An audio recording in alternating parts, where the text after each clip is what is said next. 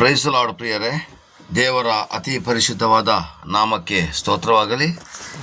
ನಾವು ಇಂದಿನವರೆಗೆ ಮತ್ತಾಯನ ಬರೆದ ಸುವಾರ್ತೆ 1ನೇ ಅಧ್ಯಾಯದಿಂದ ಹಿಡಿದು 3ನೇ ಅಧ್ಯಾಯದ 15ನೇ ವಾಕ್ಯದವರೆಗೂ ನಾವು ಬಂದೆವು ಪ್ರಿಯರೇ.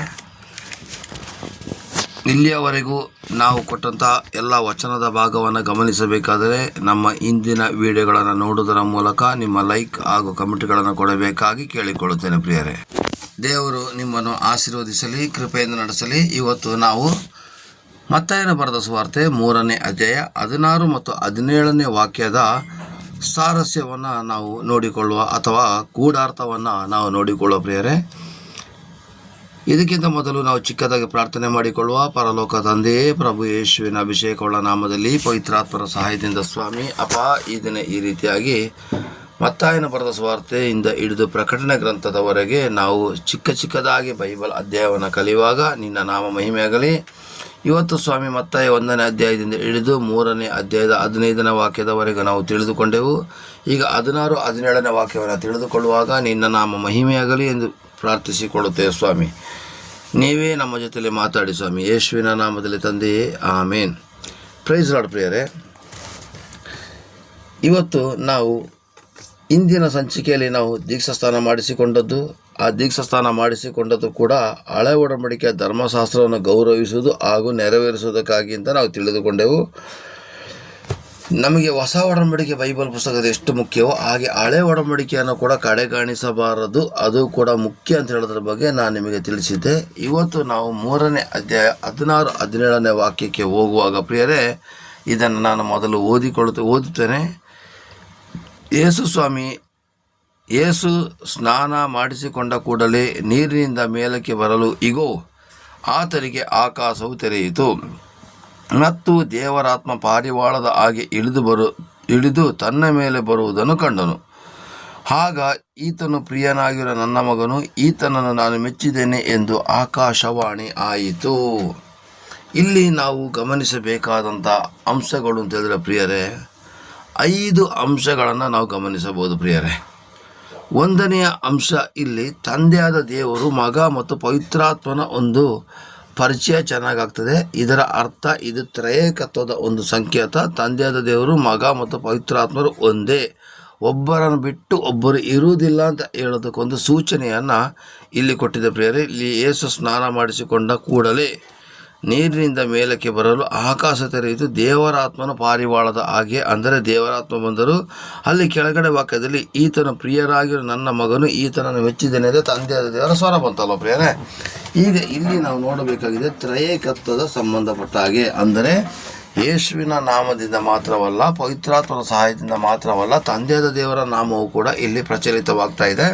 ಅದರ ಅರ್ಥ ನಾವು ತಿಳಿದುಕೊಳ್ಳಬೇಕಾಗಿರುವಂಥದ್ದು, 1ನೇದಾಗಿ ತಂದೆ, ಮಗ, ಪವಿತ್ರಾತ್ಮರು ಒಂದೇ ಅಥವಾ ಒಬ್ಬರನ್ನೊಬ್ಬರು ಬಿಟ್ಟು ಇರುವುದಿಲ್ಲ ಅಂತ ಹೇಳೋದನ್ನು ನಾವಿಲ್ಲಿ ಚೆನ್ನಾಗಿ ತಿಳಿಯಬೇಕಾಗಿದೆ. 2ನೇದಾಗಿ ಅಲ್ಲಿ ದೀಕ್ಷಾಸ್ನಾನ ಯೇಸು ಸ್ವಾಮಿ ಮಾಡಿಸಿಕೊಂಡಾಗ ಆಕಾಶ ತೆರೆಯಿತು ಅಂತ ಹೇಳೋದನ್ನು ನಾವು ಗಮನಿಸ್ತಿದ್ದೀವಿ. 3ನೇದಾಗಿ ದೇವರ ಆತ್ಮ ಪಾರಿವಾಳದ ಹಾಗೆ ಇಳಿದು ಬರುವುದನ್ನು ಕಂಡೇನು ಅಂತ ಹೇಳೋದನ್ನು ನಾವು ನೋಡ್ತೀವಿ. 4ನೇದಾಗಿ ಇಗೋ ನನ್ನ ಪ್ರಿಯನಾಗಿರುವ ಮಗನು, ಈತನನ್ನು ನಾನು ಮೆಚ್ಚಿದ್ದೇನೆ ಅಂತ ಹೇಳುವಂಥ ಒಂದು ಆಕಾಶವಾಣಿಯ ಮೂಲಕ ತಂದೆಯ ಸ್ವರ ಕೇಳಿದ್ದು. 5ನೇದಾಗಿ ಆಕಾಶವಾಣಿ, ಇದರ ಬಗ್ಗೆ ನಾವು ತಿಳಿದುಕೊಳ್ಳುವ. 1ನೇದಾಗಿ ತ್ರಯೇಕ ದೇವರ ಬಗ್ಗೆ ನಾವು ಚೆನ್ನಾಗಿ ತಿಳಿದುಕೊಳ್ತಾ ಇದ್ದೀವಿ. ಅದರ ಬಗ್ಗೆ ನಾನು ಈಗಾಗಲೇ ವಿವರಿಸಿದ್ದೀನಿ. ತಂದೆ, ಮಗ ಮತ್ತು ಪವಿತ್ರಾತ್ಮರು ಒಬ್ಬರಿಗೊಬ್ಬರು ಬಿಟ್ಟಿರೋದಿಲ್ಲ, ಒಬ್ಬರಿಗೊಬ್ಬರು ಅನ್ಯೋನ್ಯತೆ ಇದೆ.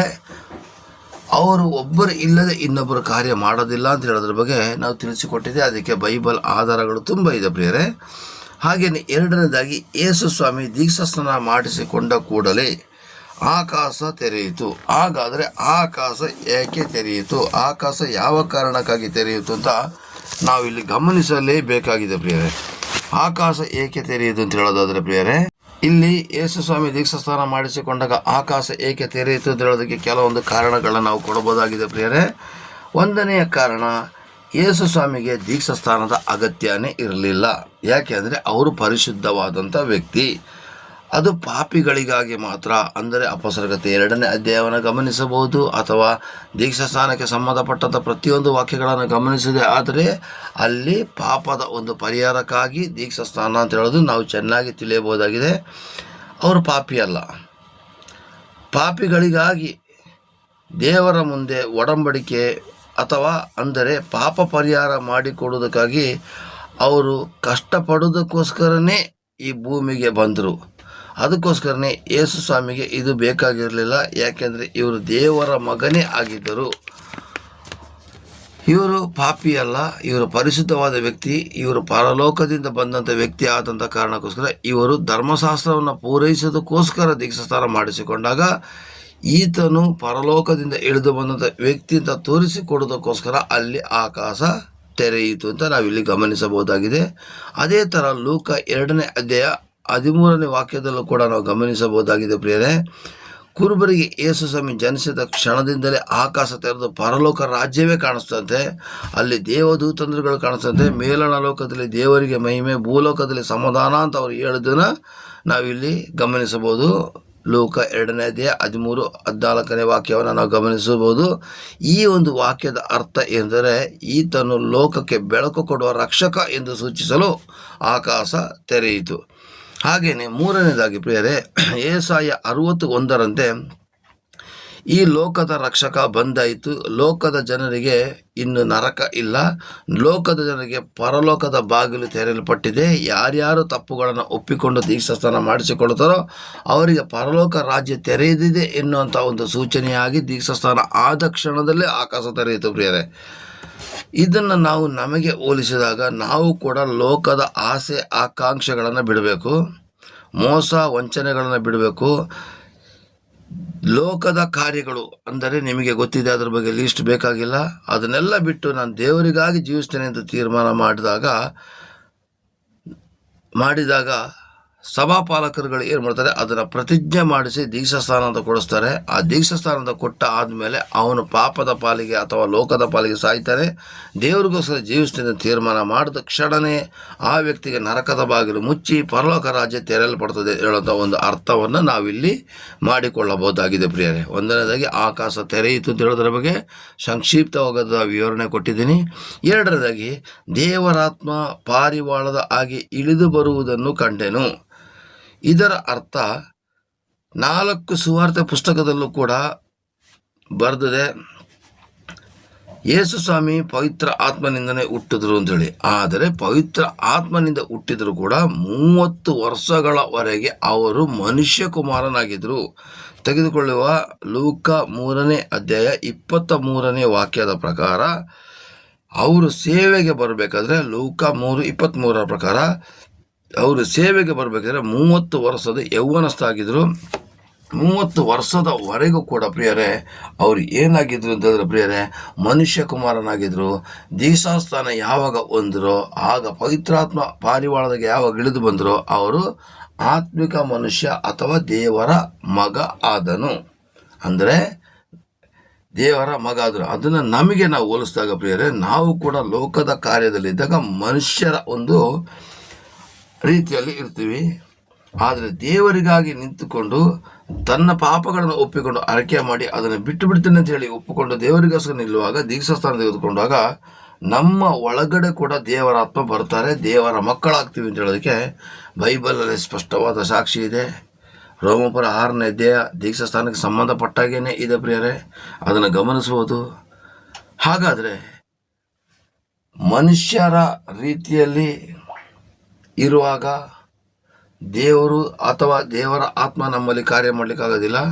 ಅದೇ ಮನುಷ್ಯ ಆತ್ಮಿಕ ಮನುಷ್ಯನಾದಾಗ ಮಾತ್ರ ದೇವರು ತನ್ನ ಒಂದು ಕಾರ್ಯವನ್ನು ಮಾಡ್ತಾರೆ ಅಂತೇಳಿ ಇಲ್ಲಿ ಚೆನ್ನಾಗಿ ಅರ್ಥ ಮಾಡ್ಕೋಬೋದು. ಆದರೆ ಯೇಸು ಸ್ವಾಮಿಗೆ ಅದು ಅಗತ್ಯ ಇರಲಿಲ್ಲ. ಅವರು ಆಲ್ರೆಡಿ ಪವಿತ್ರಾತ್ಮರಿಂದನೇ ಹುಟ್ಟಿದವರಾಗಿದ್ದಾರೆ. ಅವರು ದೀಕ್ಷಾಸ್ನಾನ ಮಾಡಿಸಿಕೊಂಡು ತೆಗೆದುಕೊಂಡ ತಕ್ಷಣ ಆಕಾಶ ಗೌರವಕ್ಕೋಸ್ಕರ ತೆರೆಯಲ್ಪಟ್ಟಿತು. ಪಾರಿವಾಳದಾಗೆ ಪವಿತ್ರಾತ್ಮ ಬಂದು ಇಳಿದರು. ಇದರ ಅರ್ಥ ನಾವು ಗ್ರಹಿಸಬೇಕಾಗಿರೋದು, ಯೇಸು ಸ್ವಾಮಿ ಹೇಳಿದರೆ ನಾನು ಏನನ್ನು ಮಾಡಿದ್ದೀನೋ ಅದನ್ನೆಲ್ಲ ನೀವು ಮಾಡುವಿರಿ ಅಂತೇಳಿ. ಹಾಗಾದರೆ ದೀಕ್ಷಾಸ್ನಾನ ಯೇಸು ಮಾಡಿದ್ರು ನಾವು ಮಾಡ್ತಾ ಇದ್ದೀವಿ ಪ್ರಿಯರೇ. ನಮಗೂ ಕೂಡ ಆ ಒಂದು ಹಳೆ ಒಡಂಬಡಿಕೆಯಲ್ಲಿ ಪವಿತ್ರಾತ್ಮ ಬಂದು ಮುಟ್ಟಿ ಹೋಗ್ತಿದ್ರು. ಆದರೆ ಹೊಸ ಒಡಂಬಡಿಕೆಯಲ್ಲಿ ಒಳಗಡೆ ಇದ್ದಾರೆ ಅಂತ ಹೇಳ್ತೀವಲ್ವ. ಹಳೆ ಒಡಂಬಡಿಕೆಯಲ್ಲಿ ನಾವು ಮನುಷ್ಯರ ರೀತಿಯಲ್ಲೇ ಇದ್ದರೆ ನಾವು ಇನ್ನೂ ಹಳೆ ಒಡಂಬಡಿಕೆ ಪದ್ಧತಿ ಪ್ರಕಾರ ಇದ್ದೀವಿ. ಅಥವಾ ಹೊಸ ಒಡಂಬಡಿಕೆ ಪ್ರಕಾರ ಇರೋದೇ ಆದರೆ ದೀಕ್ಷಾಸ್ಥಾನ ತೆಗೆದುಕೊಂಡು ದೇವರ ಆತ್ಮನ ಒಳಗಡೆ ನಾವು ಧರಿಸಿಕೊಳ್ತೀವಿ ಪ್ರಿಯರೇ. ಅಲ್ವ ಪ್ರಿಯರೇ? ಹಾಗಾದರೆ ಪ್ರಿಯರೇ, ನಾವು ದೇವರ ಯೋಹಾನ 3:3 ಮತ್ತು 3:6 ಬರೆದಿದೆ, ದೇಹದಿಂದ ಹುಟ್ಟಿದ ದೇಹವೇ, ಆತ್ಮದಿಂದ ಹುಟ್ಟಿದ ಆತ್ಮವೇ, ನೀವು ಹೊಸದಾಗಿ ಹುಟ್ಟದೇ ಇದ್ದರೆ ದೇವರ ರಾಜ್ಯವನ್ನು ಕಾಣಲಾರಿರಿ ಅಂತೇಳಿ. ಹಾಗಾದರೆ ಹೊಸದಾಗಿ ಹುಟ್ಟದೇಗೆ? ತಂದೆ ತಾಯಿಯಿಂದ ಒಂದ್ಸಲ ನಾವು ಹುಟ್ಟಿದ್ದೀವಿ, ಆದರೆ ಅದು ಮನುಷ್ಯರ ಜೀವಿತಕ್ಕೋಸ್ಕರ. ಅಲ್ಲಿಂದ ನಾವು ದೇವರಿಗಾಗಿ ಜೀವಿಸೋದಕ್ಕೆ ದೀಕ್ಷಾಸ್ಥಾನ ತೆಗೆದುಕೊಂಡ ತಕ್ಷಣ ನಾವು ಪ್ರಾರ್ಥನೆ, ಆರಾಧನೆ, ಸ್ತುತಿ, ಸ್ತೋತ್ರದಲ್ಲಿ ಯಾವಾಗ ಭಾಗವಹಿಸ್ತೀವೋ ಆಗ ನಾವು ದೇವರಿಗಾಗಿ ಹುಟ್ಟದಾಗೆ, ಆತ್ಮದಿಂದ ಹುಟ್ಟಲ್ಪಟ್ಟದಾಗೆ ಮರು ಹುಟ್ಟದಾಗೆ ಪ್ರಿಯರೇ. ಅಲ್ವಾ ಪ್ರಿಯರೇ? ಹಾಗಾದರೆ ಇವತ್ತು ಸಹ ಯೇಸು ಸ್ವಾಮಿಯ ಮೇಲೆ ಇಳಿದಂಥ ಆತ್ಮ ಜನಗಳ ಮೇಲೆ ಇಳಿತಾ ಇದೆ, ಪ್ರತಿಯೊಬ್ಬರ ಮೇಲೆ ಇಳಿತಾ ಇದೆ. ಇದಕ್ಕೆ ಆಧಾರದ ಸಾಕ್ಷಿ ವಾಕ್ಯಗಳು ಬೇಕಾದಷ್ಟು ಬೈಬಲಲ್ಲಿದೆ ಪ್ರಿಯರೇ. ಹಾಗೇನೆ ಪ್ರಿಯರೇ, ಮೂರನೆಯದಾಗಿ ನಾವು ತೆಗೆದುಕೊಳ್ಳೋದರೆ, ಈತನು ಪ್ರಿಯನಾಗಿರುವ ನನ್ನ ಮಗನು, ಈತನನ್ನು ನಾನು ಮೆಚ್ಚಿದ್ದೇನೆ ಎಂಬ ಆಕಾಶವಾಣಿ ಆಯಿತು. ಏಕೆ ಯೇಸು ಸ್ವಾಮಿ ಇವರನ್ನು ಮೆಚ್ಚಿದ್ರು? ಯಾಕೆ ಯೇಸು ಸ್ವಾಮಿನ ಯಾಕೆ ತಂದೆ ದೇವರು ಮೆಚ್ಚಿದ್ರು ಗೊತ್ತಾ? ಫಿಲಿಪ್ಪ 2:6 ವಾಕ್ಯವನ್ನು 6ರಿಂದ ನಾವು 9-10 ಕೂಡ ನಾವು ಓದೋಣ ಪ್ರಿಯರೇ. ಅವರು ಬಂದಿದೆ ಸಂತೋಷ ಪಡಲಿಕ್ಕೆ, ಸಂಭ್ರಮ ಪಡಲಿಕ್ಕೆ, ನಾನು ದೇವರದ್ದು ತೋರಿಸ್ಕೊಡ್ಲಿಕ್ಕೆ ಬರಲಿಲ್ಲ ಪ್ರಿಯರೇ. ಅವರು 100% ದೇವರೇ ಆಗಿದ್ರು ಕೂಡ ಆ ದೇವರ ಪದವಿಯನ್ನು ಬಿಟ್ಟರು. ಆ ಒಂದು ಕಾರಣಕ್ಕೋಸ್ಕರನೇ ಅವರು ಪ್ರಿಯನಾದ ಮೆಚ್ಚಿನ ಮಗ ಆದರು ಪ್ರಿಯರೇ. ಅದಕ್ಕೆ ಆಧಾರ ಫಿಲಿಪ್ಪ 2:6 ವಾಕ್ಯದಿಂದ ನಾವು ಓದಿಕೊಳ್ಳುವ. ಬಾಕಿ ಇರ್ತಕ್ಕಂಥ ಯೋಹಾನ 3 ಇದೆಲ್ಲ ಯಾಕೆ ಓದಲಿಲ್ಲ ಅಂದರೆ ಸಮಯಾವಕಾಶಗಳು ಕಡಿಮೆ.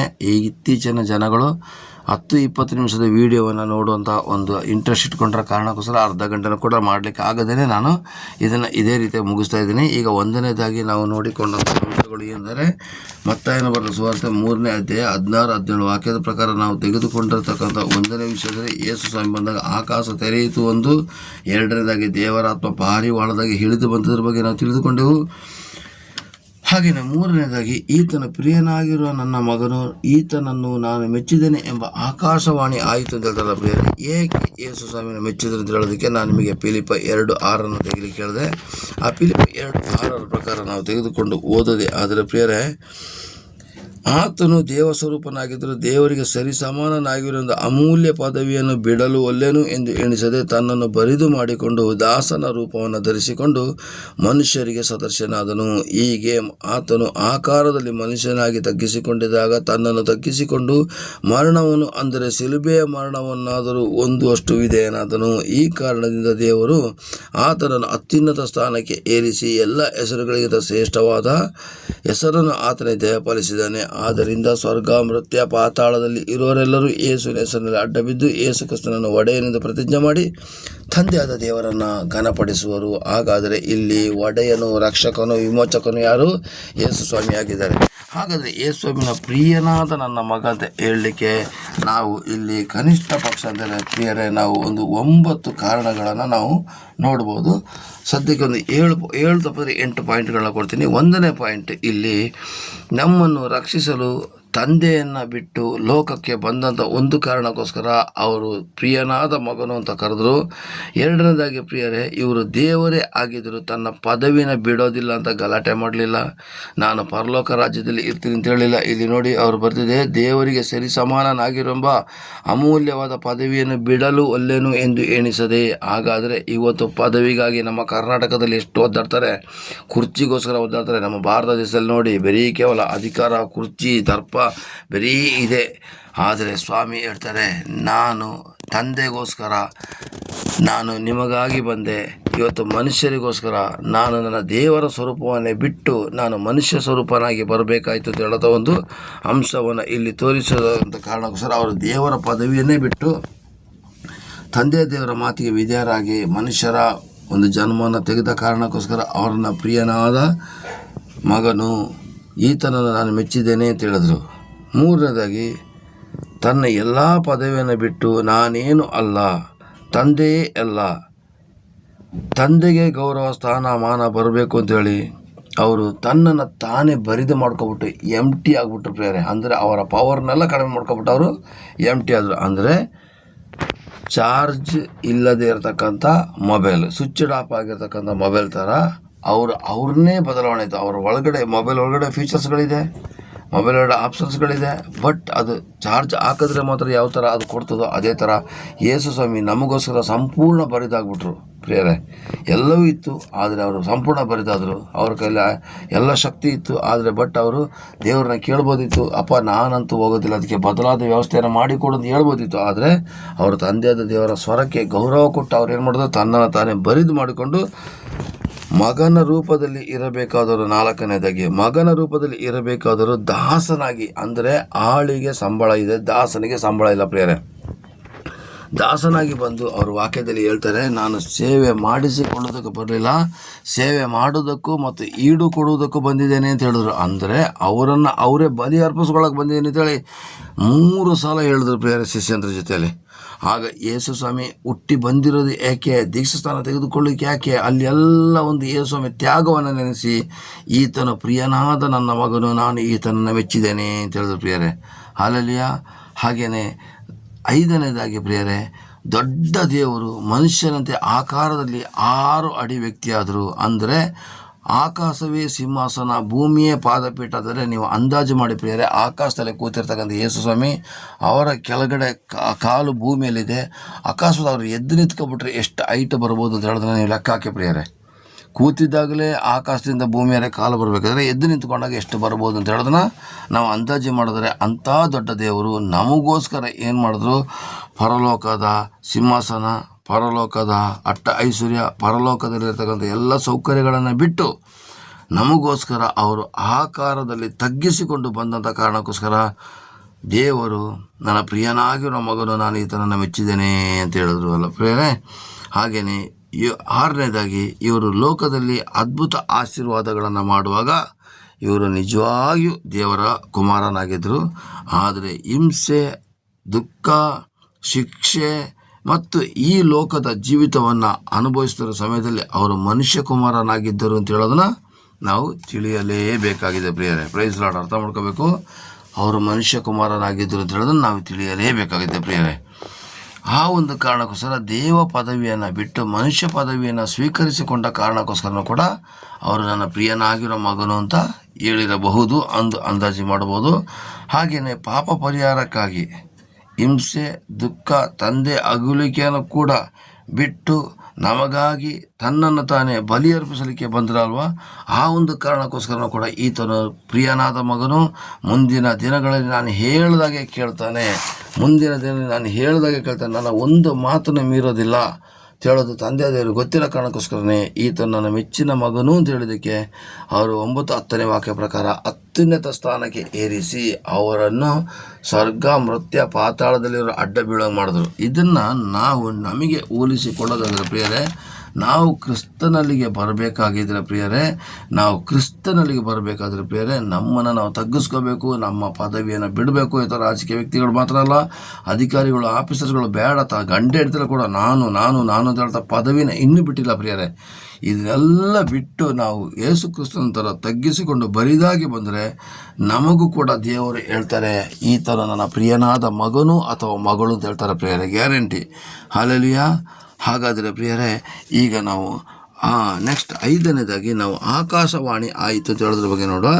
ಈ ಆಕಾಶವಾಣಿ ಅರ್ಥ ಏನು ಗೊತ್ತಾ ಪ್ರಿಯರೇ? ನಮ್ಮ ದೇವರು ಮಾತನಾಡುವಂಥ ದೇವರು, ನಮ್ಮ ದೇವರು ಪ್ರೀತಿಸುವಂಥ ದೇವರು, ತನ್ನ ಪ್ರಿಯರಿಗಾಗಿ, ತನ್ನ ಭಕ್ತರಿಗಾಗಿ, ತನ್ನ ಶಿಷ್ಯರಿಗಾಗಿ, ತನ್ನ ಮಕ್ಕಳಾದ ನಮ್ಮೊಂದಿಗೆ ಸದಾ ಮಾತಾಡೋ ದೇವರಾಗಿದ್ದಾರೆ. ಯಾಕೆಂದರೆ ಆದಾಮ ಅವ್ವನ ಕಾಲದಿಂದಲೂ ಕೂಡ ತಂದೆಯಾದ ದೇವರು ಸಂಜೆ ತಂಗಾಳಿಯಲ್ಲಿ ಹೋಗಿ ಆದಾಮ ಅವನನ್ನು ಮಾತಾಡಿಕೊಂಡು ಬಂದರು ಅಂತ ಹೇಳೋದು ನಾವು ಕೇಳ್ಬೋದಾಗಿದೆ ಪ್ರಿಯರೇ.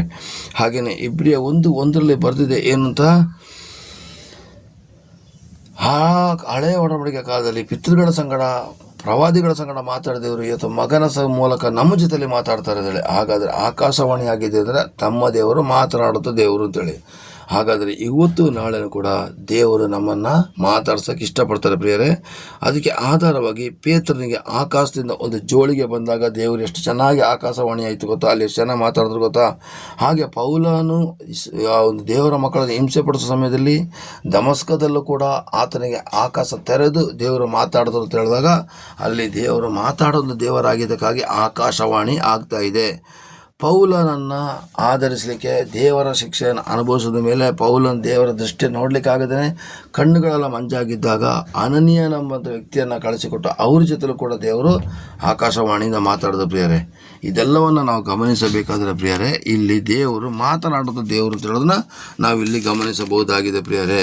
ಹಾಗಾದರೆ ಪ್ರಿಯರೇ, ನಾವು ಇವತ್ತು ಈ ಮತ್ತಾಯನ ಬರೆದ ಸುವಾರ್ತೆ ಅಲ್ಲಿ ನಾವು ಕಲಿತಂಥ ಪಾಠಗಳು ಏನು ಅಂತಂದರೆ ಪ್ರಿಯರೇ, ಒಂದನೇದಾಗಿ ಪ್ರಿಯರೇ, ಯೇಸು ಸ್ವಾಮಿ ಸ್ನಾನ ಮಾಡಿಸಿಕೊಂಡಾಗ ಆತನು ಮೇಲಕ್ಕೆ ಬರಲು ಆತನಿಗೆ ಆಕಾಶವು ತೆರೆಯಿತು. ಅಂದರೆ ದೇವರು ಗೌರವ ಕೊಡಲಿಕ್ಕೋಸ್ಕರ ಪರಲೋಕ ರಾಜ್ಯನ ತೆರೆದ್ರು, ಅಥವಾ ನಮ್ಮ ಪಾಲಿಗೆ ಇನ್ನು ಮುಂದಕ್ಕೆ ತೆರೆದ ಸ್ವರ್ಗ ಪರಲೋಕ ಇದೆ ಅಂತ ನಾವು ತಿಳ್ಕೊಬೋದು ಅಂತೇಳಿ ಪ್ರಿಯರೇ.